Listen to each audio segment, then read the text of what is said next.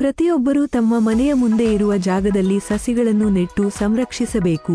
ಶಾಸಕ ವಿಜಯಾನಂದ ಎಸ್ ಕಾಶಪ್ಪನವರ್.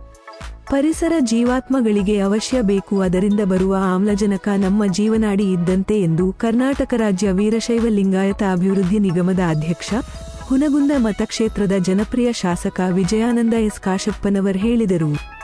ಪರಿಸರ ಪ್ರೇಮಿ ಬಳಗದವರಿಂದ ಗುರುಲಿಂಗಪ್ಪ ಕಾಲೋನಿಯಲ್ಲಿರುವ ಸರ್ಕಾರಿ ಕಿರಿಯ ಪ್ರಾಥಮಿಕ ಶಾಲೆಯಲ್ಲಿ ಲಿಂಗೈಕ್ಯ ರಾಜಪ್ಪ ಅಗ್ನಿಯವರ ಸ್ಮರಣಾರ್ಥ ಅವರ ಸುಪುತ್ರ ಇಳಕಲ್ ಅರ್ಬನ್ ಬ್ಯಾಂಕ್ ನಿರ್ದೇಶಕ ಮಲ್ಲಿಕಾರ್ಜುನ ಅಗ್ನಿಯವರು ಶಾಲೆ, ಕಾಲೇಜು, ಉದ್ಯಾನವನ ಮತ್ತು ಸರ್ಕಾರಿ ಕಚೇರಿಗಳಿಗೆ ಉಚಿತ 500 ಸಸಿ ಮತ್ತು ಸಂರಕ್ಷಣಾ ಬೇಲಿಯನ್ನು ಕೊಡುವ ಕಾರ್ಯಕ್ರಮವನ್ನು ಶಾಸಕ ಡಾ. ವಿಜಯಾನಂದ ಕಾಶಪ್ಪನವರ ಸಸಿಗೆ ನೀರು ಹಾಕುವ ಮೂಲಕ ಉದ್ಘಾಟಿಸಿ ಅವರು ಪ್ರತಿಯೊಬ್ಬರೂ ತಮ್ಮ ಮನೆಯ ಮುಂದೆ ಇರುವ ಜಾಗದಲ್ಲಿ ಸಸಿಗಳನ್ನು ನೆಟ್ಟು ಸಂರಕ್ಷಿಸಬೇಕು ಎಂದರು. ಈಗಾಗಲೇ 100 ಸರ್ಕಾರಿ ಶಾಲೆಗಳಿಗೆ ಸ್ಮಾರ್ಟ್ ಕ್ಲಾಸ್ಗಳನ್ನು ಕೊಡಮಾಡಲಾಗಿದ್ದು, ಮುಂದಿನ ದಿನಗಳಲ್ಲಿ ಎಚ್ಪಿಎಸ್ ಶಾಲೆಗಳಿಗೂ ಸ್ಮಾರ್ಟ್ ಕ್ಲಾಸ್ಗಳನ್ನು ಕೊಡುವ ವ್ಯವಸ್ಥೆ ಮಾಡುತ್ತೇನೆ ಎಂದು ಶಾಸಕ ಕಾಶಪ್ಪನವರ ಹೇಳಿದರು. ದಿವ್ಯ ಸಾನ್ನಿಧ್ಯ ವಹಿಸಿದ್ದ ಪೂಜ್ಯ ಗುರುಮಹಾಂತ ಸ್ವಾಮಿಗಳು ಶಾಲೆಯಲ್ಲಿ ಚಿಕ್ಕ ಗ್ರಂಥಾಲಯವನ್ನು ಉದ್ಘಾಟಿಸಿ ಪರಿಸರದ ಬಗ್ಗೆ ಕಾಳಜಿ ವಹಿಸಿದ ಅಗ್ನಿ ಅವರದು ವಿಕಾಸದ ಆದರ್ಶ ಹಾದಿ ಎಂದರು. ನಗರಸಭೆ ಅಧ್ಯಕ್ಷೆ ಸುಧಾರಾಣಿ ಸಂಗಮ, ಉಪಾಧ್ಯಕ್ಷೆ ಕಾಳಮ್ಮ ಜಕ್ಕ, ಎಸ್ಡಿಎಂಸಿ ಅಧ್ಯಕ್ಷ ನಿಂಗಪ್ಪ ಸಜ್ಜನ್, ಅರ್ಬನ್ ಬ್ಯಾಂಕ್ ನಿವೃತ್ತ ವ್ಯವಸ್ಥಾಪಕ ಚಂದ್ರಶೇಖರ್ ಸಜ್ಜನ್, ಬಾಗಲಕೋಟೆ ಜಿಲ್ಲಾ ಕಾಂಗ್ರೆಸ್ ಉಪಾಧ್ಯಕ್ಷ ವೆಂಕಟೇಶ ಸಾಕ, ವಿಜಯಮಹಾಂತೇಶ ಗದ್ದನಕೇರಿ, ನಗರಸಭೆಯ ಸದಸ್ಯರು, ಇತರ ಪೂಜ್ಯರು ವೇದಿಕೆ ಮೇಲಿದ್ದ ಅವರೆಲ್ಲರನ್ನೂ ಗೌರವಿಸಿ ಸತ್ಕರಿಸಲಾಯಿತು. ವಿದ್ಯಾರ್ಥಿಗಳ ನಾಡಗೀತೆಯೊಂದಿಗೆ ಕಾರ್ಯಕ್ರಮವನ್ನು ಶಾಲೆಯ ಮುಖ್ಯಗುರು ಎಸ್. ಬೇನಾಳ ಸ್ವಾಗತಿಸಿದರು. ಎಸ್.ಕೆ. ಬಂಡರಗಲ್ಲ ನಿರೂಪಿಸಿದರು. ಶಿವಾನಂದ ಕೋರಿ ವಂದಿಸಿದರು.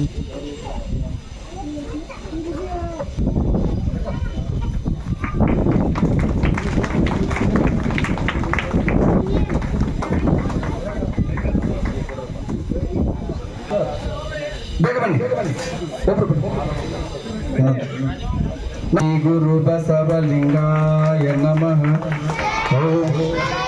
ಓಂ ಶ್ರೀ ಗುರು ಬಸವಲಿಂಗಾಯ ನಮಃ.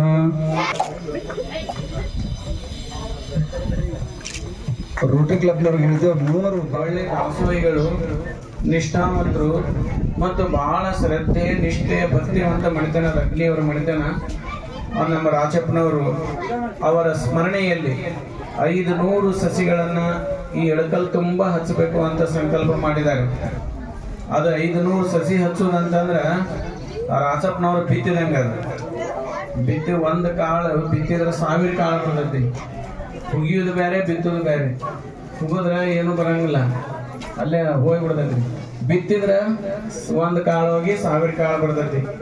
ಈಗ ರಾಜಪ್ಪನವರು ಲಿಂಗೈಕ್ಯರಾಗ್ಯಾರ ಅಂತಂದ್ರೆ ಈಗ ಒಳ್ಳೆ ಬಿತ್ತಾಕಂತಾರೆ. ಅವ್ರನ್ನ ಎಲ್ಲ ಕಡೆನೂ ಅವ್ರ ಸ್ಮರಣೆಯಲ್ಲಿ 500 ಸಸಿಗಳು ಬಹಳ ಎತ್ತರವಾಗಿ ಬೆಳಿತಾವೆ. ಎತ್ತರವಾಗಿಗಳು ಮಕ್ಕಳಿಗೆ ನೆರಳು ಕೊಡ್ತವೆ, ಹೂ ಕೊಡ್ತವೆ, ಹಣ್ಣು ಕೊಡ್ತವೆ, ಪರಿಸರದಲ್ಲಿ ಆಕ್ಸಿಜನ್ ತಯಾರು ಮಾಡ್ತೈತಿ. ದನದ ಬಂದವರಿಗೆ ಆಯಾಸ ನಿವಾರಣೆ ಮಾಡುವಂತ ಸುಡು ಸುಡು ಬಿಸಿಲಿನೊಳಗೆ ಒಂದು ಬೇವಿನ ಮರ ಸಿಕ್ತಂದ್ರೆ ಸ್ವರ್ಗನ ಸಿಕ್ಕಂಗಾಗಿರ್ತೈತಿ. ಅಂತ ಪರಿಸರವನ್ನು ಬೆಳೆಸುವಂತ 500 ಸಸಿಗಳನ್ನು ನಮ್ಮ ಮಲ್ಲಿಕಾರ್ಜುನ ಅಗ್ನಿಯವರು ಮಾಡಿದ್ದು ಇದು ಆದರ್ಶ. ಅದಕ್ಕೆ ತಂದೆಯವರು ಲಿಂಗದೊಳಗಾದಾಗ ಏನ್ ಮಾಡ್ತಾರಂತಂದ್ರೆ, ತಂದೆ ತಾಯಿ ಲಿಂಗದೊಳಗಾದಾಗ ತಂದೆ ಕುಡಿತಿದ್ನಂದ್ರೆ ಒಂದು ಸೆರೆಲ್ ಬಾಟ್ಲಿ ಮುಂದಿಡ್ತಾರ, ಅವ ಗುಟ್ಕ ಹಾಕ್ತಿದ್ನಂದ್ರೆ ಒಂದು ಗುಟ್ಕ ಚೀಟ್ ಇಡ್ತಾರ, ಅವ ಮತ್ತೇನಾರು ಮಟನ್ ತಿಂದ್ರೆ ಮಟನ್ ತಂದಿಟ್ಟಿರ್ತಾರ, ಒಟ್ಟು ಅವ ಚುಟಾನು ತಂದಿಟ್ಟಿರ್ತಾರ. ಅವು ಏನೇನು ಯುದ್ಧ ಮಾಡಿದ್ರು ಅಷ್ಟು ತಂದು ಇಡ್ತಾರ. ಅದನ್ನ ಎಲ್ಲರೂ ಮಂದಿ 1000 ಮಂದಿ ಬಂದು ನೋಡ್ತಾರ.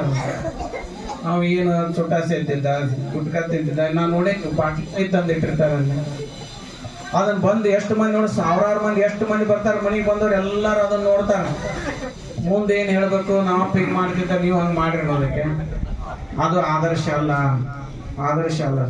ಏನೋ ವೈಯಕ್ತಿಕವಾಗಿ ಚಟಕ್ಕೆ ಬಿದ್ದಾರೆ, ಅದು ಆದರ್ಶವಾಗಿ ತೋರಿಸಬಾರ್ದು. ಜನರ ಕಣ್ಣಿಗೆ ಏನು ತೋರಿಸೋದಂದ್ರೆ ಜನರಿಗೆ ಒಳ್ಳೇದಾಗಬೇಕು. ಅದಕ್ಕೆ ಇವತ್ತು ಅವರ ಸ್ಮರಣೆಯಲ್ಲಿ ಅವರ ತಂದೆಯವರ ಹೆಸರಲ್ಲೇ 500 ಸಸಿಗಳನ್ನು ನಡ್ತಾರ. ಇದು ಆದರ್ಶ. ಅದಕ್ಕಾಗಿ ಅವರ ಪರಿಸರ ಪ್ರೇಮಿ, ಅವ್ರ ಮಕ್ಕಳನ್ನ ಪ್ರೀತಿರ್ತಾರೆ, ಭಕ್ತಿವಂತಿರ್ತಾರೆ, ನಿಷ್ಠಾವಂತರ, ಅದನ್ನು ತೋರ್ಸಂಗೇ ಇಲ್ಲ. ಅವರು ಮಾತು ಕೊಟ್ರೆ ತಪ್ಪಂಗಿಲ್ಲ, ಅಂತ ನಿಷ್ಠಾವಂತರಿರ್ತಾರೆ. ಅದನ್ನ ಜನರಿಗೆ ತೋರ್ಸಂಗಿಲ್ಲ. ಅವ್ರು ಕುಡಿತಿದ್ರು ಬಾಟ್ಲಿ ಅಷ್ಟೇ ತೋರಿಸ್ತಾರೆ. ಅವರ ನಿಷ್ಠೆ ತತ್ವ ಅವರ ಆದರ್ಶವಾಗಿ ತೋರಿಸ್ಬೇಕು ಅಂತ ನನ್ನ ಅನಿಸಿಕೆ. ಅದಕ್ಕಾಗಿ ಇವತ್ತು ಅವರ ತಂದೆಯವರು ಹೊಲದ ಮೇಲೆ ಬಹಳ ಪ್ರೀತಿ, ಒಕ್ಕಲ್ತನ ಅಂದ್ರೆ ಬಹಳ ಪ್ರೀತಿ. ಮುಂಜಾನೆ ಸಂಜೆ ಮಠ ಅವರು ಎದುರಾಗಿರೋದು ಹೊಲದಾಗೆ ಇರ್ತಿದ್ರು, ಊರಾಗ ಬರೋದ ಕಡಿಮೆ, ಅವರು ಯಾವತ್ತೂ ಹೊಲದಾಗೆ ಇರ್ತಿದ್ರು.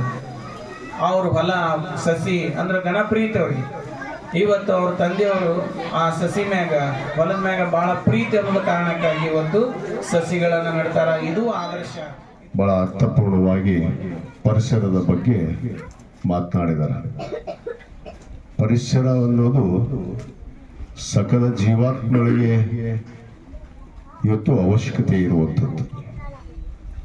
ಪ್ರತಿಯೊಂದು ಜೀವಾತ್ಮಗಳಿಗೆ ಪರಿಸರ ಇಲ್ಲದೆ ನಾವು ಯಾರೂ ಜೀವಿಸಕ್ಕಾಗೋದಿಲ್ಲ. ಪರಿಸರವನ್ನು ಉಳಿಸಿ ಬೆಳೆಸುವಂಥದ್ದು ನಮ್ಮೆಲ್ಲರ ಆದ್ಯ ಕರ್ತವ್ಯ ಆಗಬೇಕು. ಪರಿಸರ ಇದ್ದರೆ ಇವತ್ತು ನಾವೆಲ್ಲ ಅನ್ನೋ ಹಾಗೆ ನಾವು ಜೀವಿಸುವಂಥ ಸಂದರ್ಭ ಇವತ್ತು ನಮಗೆ ಬಂದು ಒದಗಿದೆ. ಯಾಕಂದ್ರೆ ನಾವು ಪರಿಸರವನ್ನು ಉಳಿಸದೇ ಇದ್ರೆ ಬಹುತೇಕ ಇವತ್ತು ನಮಗೆ ಹಲವಾರು ತೊಂದರೆಗಳನ್ನು ಇವತ್ತು ನಾವು ಅನುಭವಿಸ್ತಾ ಇದ್ದೀವಿ.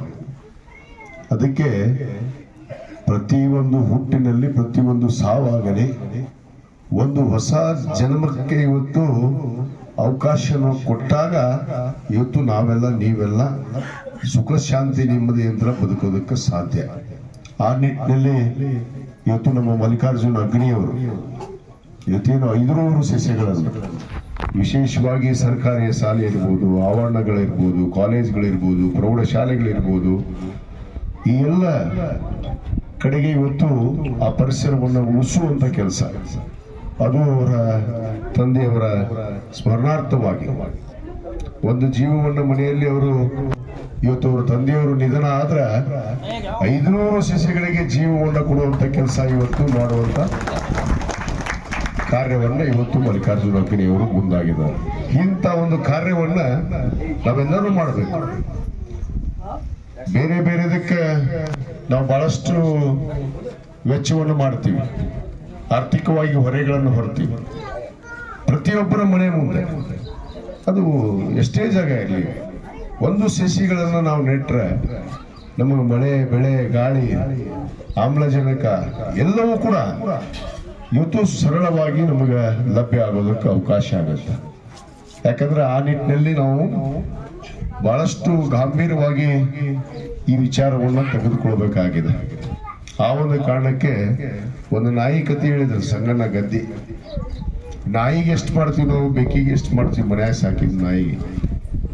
ಆದ್ರೆ ಅದೇ ಒಂದು ಗಿಡ ಹಚ್ಚೋಕ್ಕಾಗೋದಿಲ್ಲ ನಮ್ಗೆ. ಗಿಡ ಹಚ್ಚಕ್ಕೆ ನಾವು ಸರಿ ವಿಚಾರ ಮಾಡ್ತೀವಿ. 5 ರೂಪಾಯಿ, 2 ರೂಪಾಯಿ, 3 ರೂಪಾಯಿ ಗಿಡ ಸಿಗ್ತಾವ ಒಂದು ಗಿಡ. ಇದನ್ನ ನೀವು 2 ರೂಪಾಯಿ ಹಚ್ಚಿದ್ರೆ ಅದು ನಿಮಗೆ ಒಂದು 10 ವರ್ಷದಾಗ ಹೆಮ್ಮರವಾಗಿ ನಿಮಗೆ ನೆರಳು ಕೊಡುತ್ತೆ, ಆಮ್ಲಜನಕವನ್ನು ಕೊಡುತ್ತೆ. ಆದ್ರೆ ನೀವು ನಾಯಿಗೆ ಹಾಕ್ತಿರಲ್ಲ, ಹಾಕೋದು ತಪ್ಪಂತಲ್ಲ, ಸಾಕೋದು ತಪ್ಪಂತಲ್ಲ, ಆದ್ರೆ ಅದೇನು ಕೊಡುತ್ತೆ ಅನ್ನೋದನ್ನು ಕೂಡ ನಾವು ವಿಚಾರ ಮಾಡಬಹುದು. ಅದಕ್ಕೆ ಪರಿಸರವನ್ನ ಪ್ರತಿಯೊಬ್ಬ ಮನುಷ್ಯ ಕೂಡ ಇವತ್ತು ಅದರ ಉಳಿಸಿ ಅದರ ರಕ್ಷಿಸಿ ಬೆಳೆಸುವಂತ ಕೆಲಸ ಆಗಬೇಕು.